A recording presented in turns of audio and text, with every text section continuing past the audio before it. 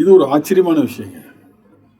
ஒருத்தர் ஒரு சிறந்த இசையமைப்பாளர் என்பவர், எல்லா இசையும் எனக்கு தெரியும், நான் அப்படி எழுதுகிறேன், நான் இப்படி எழுதுகிறேன், இதை வாசித்தவர்கள் தான் இவர்கள் என்று இசைக்கலைஞர்களை காண்பித்து கொண்டு பாட்டு எடுக்க இடம் எங்க, ஹிட் சாங்ஸ் பூரா வெளியில இருந்து அதை தான் பார்க்கணும்.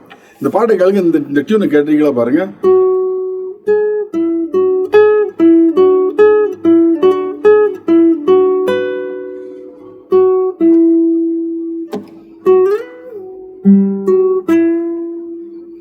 கேட்டிருப்பீங்க இந்த பாட்டு, கைதியின் டைரி. ஒரு கைதியின் டைரி படம் வெளிவந்த வருடம் 1985.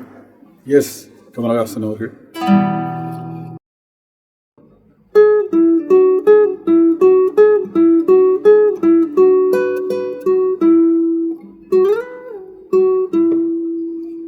ஏபிசி நீவாசி எல்லாம் என் கைராசி. பாட்டு உங்களுக்கு தெரியும் என்ன படம் என்று.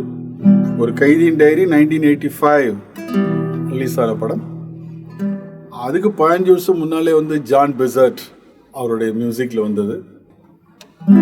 ஜான் பெசர்ட் 15 வருடம் முன்னால், 1970 உள்ள மியூசிக் இது. ஜான் பெசர்ட் கம்போஸ் பண்ணது. நீங்கள் யூடியூப்ல போய் பார்க்கலாம்.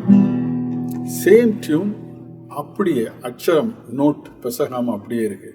ஸோ ஆரம்பத்தில் இருக்க 2 லைன் எடுத்துக்கிட்டா போதும், முழு பாட்டை பெரிய ஹிட்ஸாக. இந்த பாட்டு பெரிய ஹிட்.